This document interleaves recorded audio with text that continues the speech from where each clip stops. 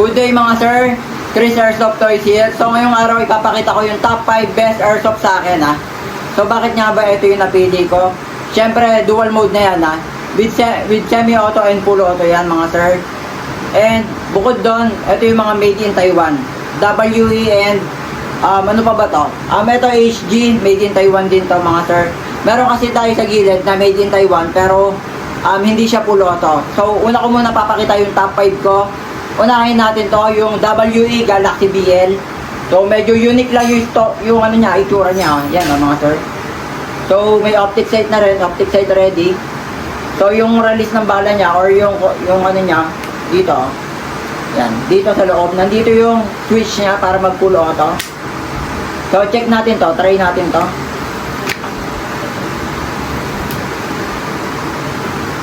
So magpupulo auto na to mga sir ha. So check nyo.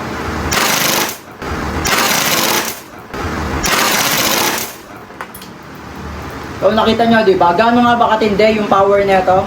WE Galaxy BL mga sir ha. So balik na natin. So next natin yung WE na ang Glock 18 yan mga sir ha. Two-tone. Yung brown yung handle nya. Then yung slide is color black. So syempre dual mode na yan ha. So check natin sa semi-auto. Then baba lang natin para mag full auto mga sir. So yan o. Kita nyo naman diba yung power nya no? Solid na solid to mga sir. Pag WE uulitin ko made in Taiwan mga sir ha. So solid yan pagkagawan WE o made in Taiwan. Then next natin yung Glock 26. Ito mga sir, pwede rin to sa mga babae. Medyo cute size siya mga sir oh. Medyo maliit lang, handy lang siya gamitin. So check natin yung magazine, maliit lang. Pero dual mode din to, semi-auto at full auto. Check natin, ito magpo-full auto na to mga sir. Diba? Solid na solid. Pagka ito naman talaga binili niya mga sir, WE Glock 26 dual mode, semi-auto at full auto. Sulit na sulit yung pera niya mga sir. And yun, syempre sa mga mahilig naman sa silver, yan o. Pati magazine niya mga sir ha. M92 to, HG194 M92. Pati magazine niya, silver na silver and full metal na rin to. Medyo may kabigatan lang din.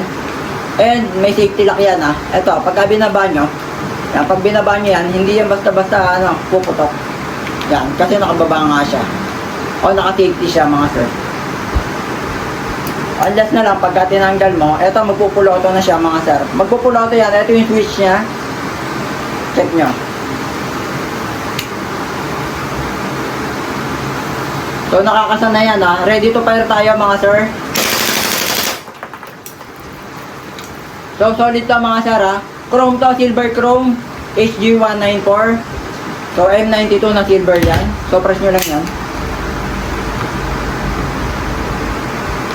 So balik lang natin to. Then next natin, ito last but not the least, ito mga sir. Ito talaga solid na solid to mga sir oh. Glock 35 WE ito, G4 series. So silver slide, silver chrome yung kasahan. Check nyo naman yung barrel, silver din yan no? Ito. Then magwell na ready na. Then, ano yan, full auto rin yan ha, semi-auto at full auto. Check nyo itong details. Yan, sa likod may skull. Ganda niya, no? Mamaya, papakita ko to ng harapan talaga. Medyo mas malapit, close up. So, pakita lang natin yung test pair niya.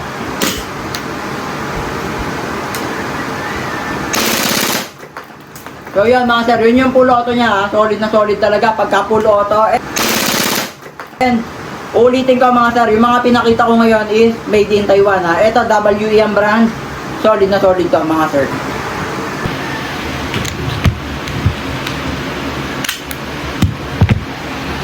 So puntahan naman natin yung mga unit na may semi-auto o yun yung single fire.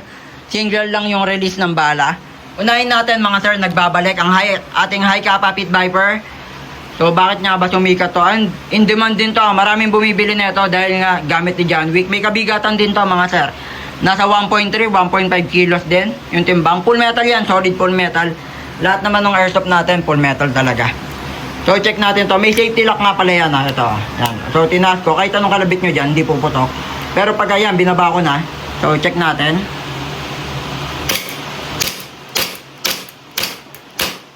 So pagka wala na siyang bala, check natin. Wala nang bala. Yan o. Mag-open chamber siya.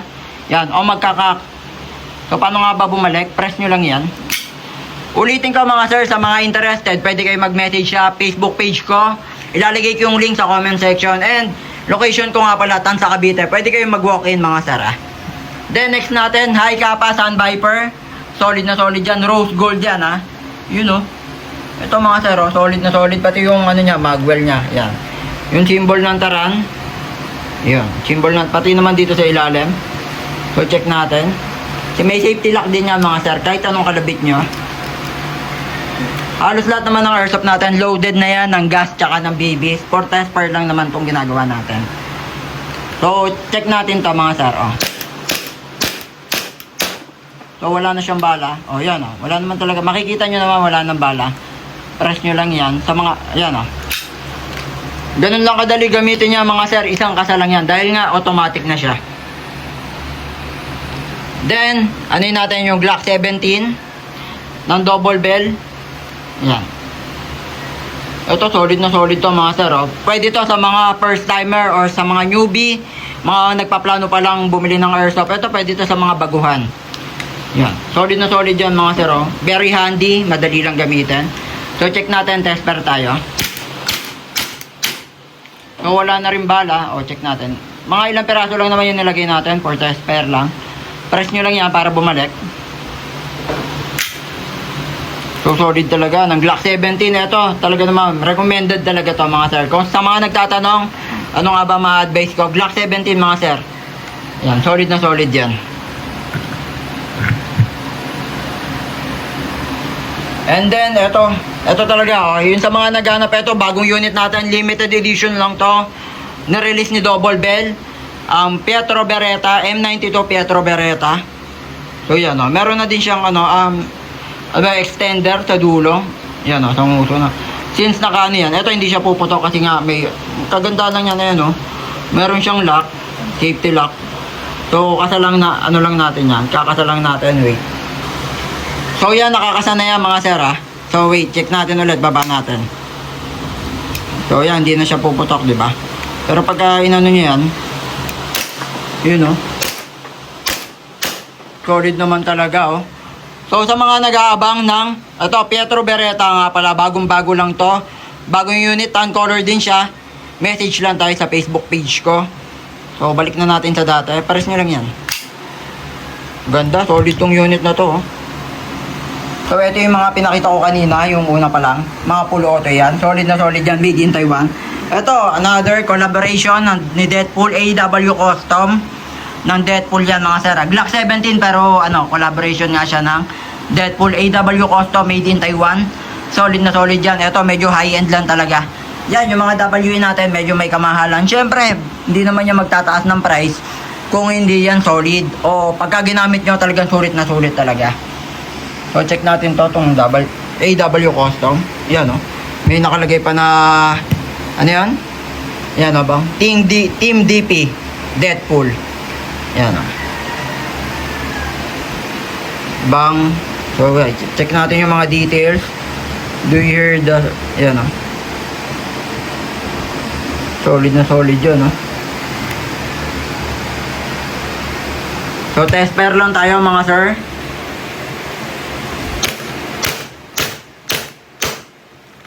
So ito nga pala mga sir, nagulat din ako dito ha. Umabot siya ng 360 FPS.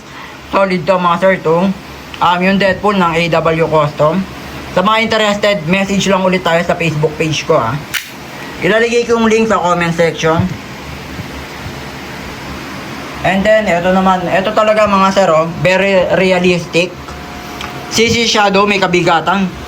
Mas mabigat pa to sa high kappa eh. Ito, yung dalawang ating high kappa. Yan o. Ito, mabigat talaga to. Solid na solid talaga to. Yung CC Shadow natin ha.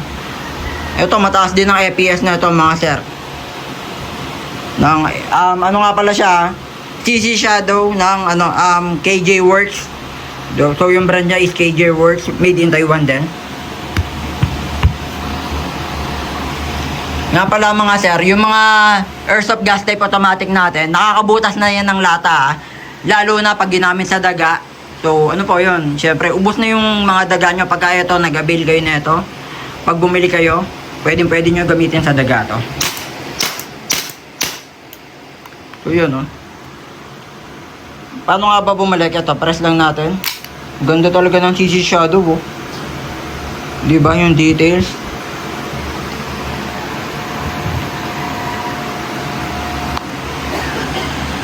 So meron tayo dito na CBQP cord. Cord siya mga sir ah. Ayan oh. Ganda na ito. Meron din siyang safety lock ah. Kagandahan lang na ito. Ito. Ayan. Ito wait. Tataas ko lang. Kahit anong kalabit nyo dyan, syempre hindi puputok yan. Pero pagka yan, binaba ko na. Nakatanggal na yung safety niya. Check lang natin. So yung mga ganito, maabot din to ng 340 FPS. Solid din to mga sir, kahit budget meal. Solid din yung mga ganyang unit mga sir. And syempre ito naman natin. Ano ba to? MEU natin, MEU Military Expedition Unit, sorry. So ulitin ko lang, ito yung double bell na MEU Military Expedition Unit. Ang 1911 caliber 45. So may safety lock din siya. So kahit anong kalabit nyo dyan, di puputok. Pero pag tinanggal nyo na yon, ito lang kagandahan talaga eh, pag napakailaman ng bata. Yung mga kaya yung mga ano pa lang, medyo bata-bata pa, mga 7 pababa, baka mamaya may tutok sa tao o yun, maputok sa mata. So check natin.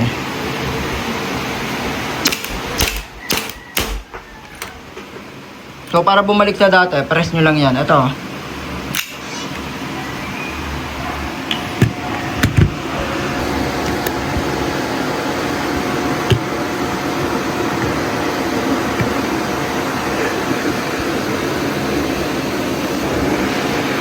So meron pala tayong hindi na test pair dito. Nakalimutan ko lang din. Yung double bell natin na Glock 18, dual mode din yan. Bakit nga ba hindi ito napasama sa ating top 5? Siyempre, top 5. Ito na yung top 5 ko. So, yan. Pag sinabi naman talagang WE, yan, mga WE, AW Custom, yan, AW Custom, yung, tawag dito, yung Deadpool. Or yan, ito naman, by KJ Works, CC Shadow. And, siyempre, pagka double bell, siyempre, mas, mas mahina ng konti yung FPS niya. Though, full metal din naman, and solid din naman itong mga gantong unit. Kaya lang, iba pa rin talaga pagkagawang made in Taiwan. So, ano nga ba yung double bell? Made in China, yan. Sa mga nagtatanong, ano ba yung double bell? Made in China yan, mga sir. So, eto, may semi-auto yan. Wait, check natin. Glock 18 to, mga sir, ah. Wait lang, di pa yata nakakasa. So, eto yung Glock 18C natin. So, semi-auto. Full auto tayo, ah. Solid din naman talaga to. Siyempre, medyo budget meal lang tong gantong unit compare sa WE, AW Custom, KJ Works. So, DB, Glock 18 to ah. Ano nga ba yung DB? Ibig sabihin, double bell yan. Yan, ito mga double bell to mga sir. Ito, M92 natin na Pietro Beretta. Then, yung dalawa nating high kappa Pit Viper, Sun Viper. Yan, rose gold ah. Then, yung Glock 17 natin mga sir. Yan. Yung MEU natin, Military Expedition Unit, 1911 caliber 45. Bolt natin, ito yung CC Shadow, AW, yan, by KJ Works, sorry. Made in Taiwan yan, medyo mas mahal na brand. Then yung AW Custom, ito mga WE ito. Ulitin ko pagka WE, medyo may kamahalan na. So sa mga interested, ulitin ko, message lang tayo sa Facebook page ko.